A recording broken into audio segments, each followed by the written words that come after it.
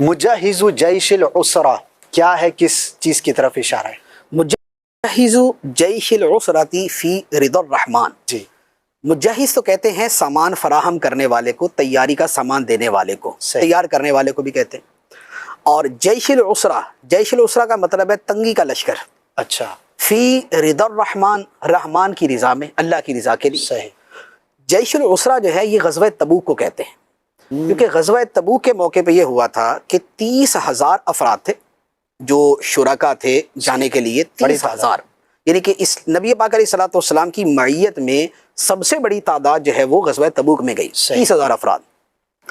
اور ہوا یہ کہ موسم تھا شدید گرمی کا. اچھا، تو جو اہل مدینہ کا جو کاروبار تھا وہ زیادہ تر باغات اور کھجوروں کا تھا.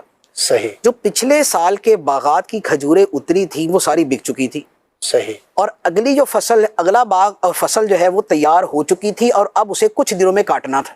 اچھا، جیسے مہینے کے آخر میں کیا ہوتا ہے، تنخواہ ختم ہو چکی ہوتی ہے اور بندہ تھوڑا سا اس پہ چل رہا ہوتا ہے نا، تنگی میں چل رہا ہوتا ہے. تو یہی معاملہ صحابہ کرام کا تھا صحیح. کہ سال گزر چکا تھا، آمدنی خرچ ہو چکی تھی، تنگی کے ایام تھے، اگلا سیزن. اور اگلا سیزن ابھی آنا تھا اور وہ تھوڑے ہی دن باقی تھے. صحیح. اور اب ایک طرف تو مالی اعتبار سے تنگی، دوسرے نمبر پہ غزوہ تبوک چونکہ تھا تبوک کے مقام پہ. جی، تبوک مدینہ منورہ سے 800 کلومیٹر سے زیادہ ہے. اللہ اکبر، اس وقت 800 کلومیٹر سے زیادہ ہے.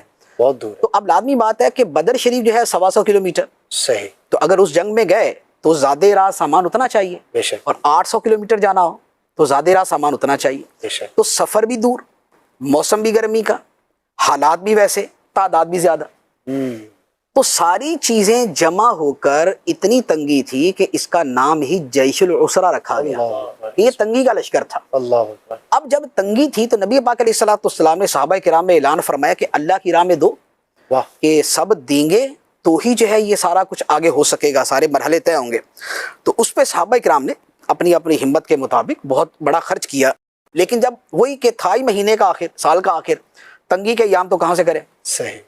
تو اس پہ اسی میں پھر راہ خدا میں خرچ کرنے کے جو عظیم الشان واقعات ہیں وہ پیش آئے. سبحان اللہ. یہی وہ غزوہ تھا جس میں عمر فاروق رضی اللہ تعالی عنہ گھر کا آدھا سامان لے آئے تھے. اچھا، جو مشہور ترین جو واقعہ. مشہور ترین واقعہ ہے. یہی وہ تھا جس میں حضرت سیدنا صدیق اکبر رضی اللہ تعالیٰ عنہ گھر کا سارا سامان لے آئے تھے اللہ اللہ، اور کہا تھا گھر والوں کے لیے اللہ اور اللہ کا رسول چھوڑ کے آئے. واہ، یہی وہ تھا کہ جس میں حضرت مولا علی شیر خدا رضی اللہ تعالیٰ عنہ نے جا کے ایک باغ میں محنت کی اور اس میں آپ کو جو کچھ ملا تو اس کا آدھا جو ہے وہ نبی پاک علیہ السلام کی بارگاہ میں پیش کر دیا اور آدھا گھر والوں کے لیے کیا تھا. شان، کیا شان. یہی وہ تھا جس میں حضرت عبد الرحمن بن عوف رضی اللہ تعالیٰ عنہ نے دینار بارگاہ نبوی میں پیش کیے، عرض کی یا رسول اللہ آدھے گھر والوں کے لیے چھوڑ دیے، آدھے آپ کی بارگاہ میں لے کے آ گیا. سبحان اللہ، سبحان اللہ.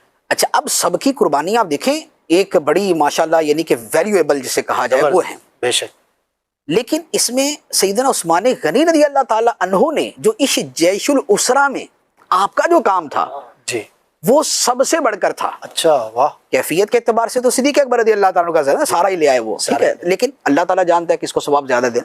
لیکن جو ظاہری اعتبار سے سب سے زیادہ دیا تھا وہ سیدنا عثمان غنی رضی اللہ تعالیٰ. واہ، کیا بات. آپ نے نبی پاک علیہ السلام نے جب اعلان کیا آپ اپنا مال پیش کر دیتے، سرکار نے پھر اعلان کیا آپ نے پھر مال پیش کر دیا، سرکار نے پھر اعلان کیا آپ نے پھر مال پیش کر دیا. واہ، 3 مرتبہ آپ نے گھوڑے، اونٹ اور دینار پیش کیے. 940 اونٹ، جی، 60 گھوڑے، صحیح. 1000 کی تعداد پوری کی. 1000 940 اونٹ، 60 گھوڑے آپ نے اللہ کی راہ میں دیے، اور 10,000 دینار یعنی سونے کے سکے وہ اس کے علاوہ. یہ اس کے علاوہ نبی پاک علیہ الصلوۃ والسلام کی بارگاہ میں پیش کیے. واہ. اور سرکار صلی اللہ تعالی علیہ وسلم ان جو ہے وہ دیناروں کو آپ نے ہاتھ میں پکڑ کے آپ اتنا خوش تھے، اتنا خوش تھے، آپ نے فرمایا کہ آج کے بعد عثمان جو مرضی کر لے اللہ تعالیٰ نے اسے بخش دیا. اللہ اللہ، کیا بات. جو مرضی کر لے اللہ تعالیٰ نے اسے بخش دیا. یہ اپنی خوشنودی کا کے اظہار کا ایک انتہائی اعلیٰ طریقہ ہے. بے شک.